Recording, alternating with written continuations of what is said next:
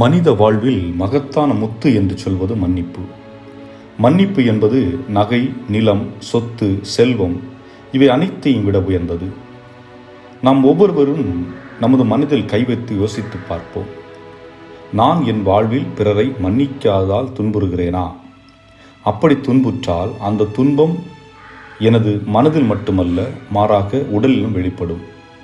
ஆகவே மன்னிப்பது மட்டுமே நீங்கள் ஆரோக்கியமாக இருப்பதற்கு, இளமையாக இருப்பதற்கு உதவி புரியும். இதைத்தான் இன்றைய 2 வாசகங்களும் குறிப்பிடுகின்றன.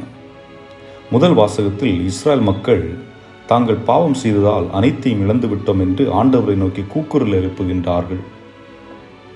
அவர்கள் கூறுகிறார்கள், மக்களினங்களை விட நாங்கள் எண்ணிக்கையில் குறைந்து விட்டோம். உலகெங்கும் இன்று தளர்வடைந்து விட்டோம். இப்போது எங்களுக்கு மன்னர் இல்லை, இறைவாக்கினர் இல்லை, தலைவர் இல்லை, எரிபலி இல்லை, எந்த பலியும் இல்லை. இப்போது நாங்கள் உணர்ந்து வருந்துகிறோம். எங்களை மன்னித்து உம் பரிவை காட்டும் ஆண்டவரே என்று வேண்டுகின்றார்கள். அதன் வழியாக இறைவன் மன்னிப்பை பெறுகின்றார்கள். அதை போன்று இன்றைய நற்செய்தியில் பேதுரு எத்தனை முறை மன்னிக்க வேண்டும் என்று இயேசுவை பார்த்து கேட்கின்றார். அதற்கு இயேசுவின் பதில் 7 முறை மட்டுமல்ல, 70 தடவை 7 முறை என்கிறார் ஆண்டவர் இயேசு. அதாவது, ஒருவர் உன்னிடம் மன்னிப்பு கேட்டால் நீ கொடுக்க வேண்டியது உன் கடமை என்கிறார். இன்றைக்கு நாம் வாழும் சமூகத்தில் யாரையும் இவர் நல்லவர் அல்லது இவர் கெட்டவர் என்று வெளிப்புற தோற்றத்தை வைத்து மட்டுமே தீர்ப்பிட முடியாது. எல்லாரும் தவறு செய்யக்கூடியவர்கள். ஏன் செய்த தவறையே திரும்ப திரும்ப செய்கிறோம். நான் ஒரே தவறை திரும்ப திரும்ப செய்து என் மனைவியையோ என் கணவரையோ காயப்படுத்தினேன் என்று வைத்துக் கொள்வோம். இப்போது என் தவறுக்கு நான் மன்னிப்பு கேட்கிறேன், எனக்கு மன்னிப்பு கிடைக்கிறது.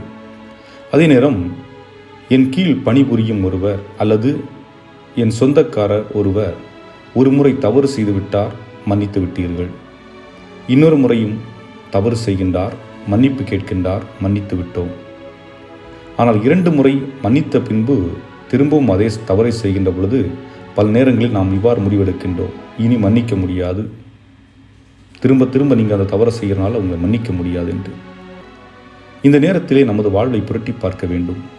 நான் எத்தனை முறை ஒரே தவறை செய்திருக்கின்றேன்? எத்தனை முறை மன்னிக்கப்பட்டேன்?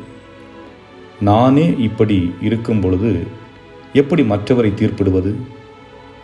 இதைத்தான் இன்றைய நற்செய்தி கூறுகிறது. ஒரு அரசர் தன்னிடம் கடன்பட்ட ஒருவரை அனைத்தையும் திருப்பி செலுத்த சொல்லும்போது அவன் இன்னும் சில நாட்கள் வேண்டும் என்று கேட்க அரசர் அவனை மன்னித்து வாய்ப்பு கொடுக்கின்றார். ஆனால் அவனுக்கு கீழ் வேலை செய்யும் ஒருவரை மன்னிக்க மறுக்கிறான். இதை அறிந்த அரசர் அவனை தண்டிக்கின்றார். ஆக நாம் மன்னித்தால் மட்டுமே இறைவன் மன்னிப்பை பெற முடியும் என்பதுதான் இன்றைய வாசகங்கள் தெளிவுபடுத்துகின்றது. நம்முடைய உள்ளத்தில் இருக்கின்ற கரைகளை அகற்றி மன்னிப்போம், மறப்போம். இதனால் மகிழ்வுடன் வாழ்வோம். ஆமென்.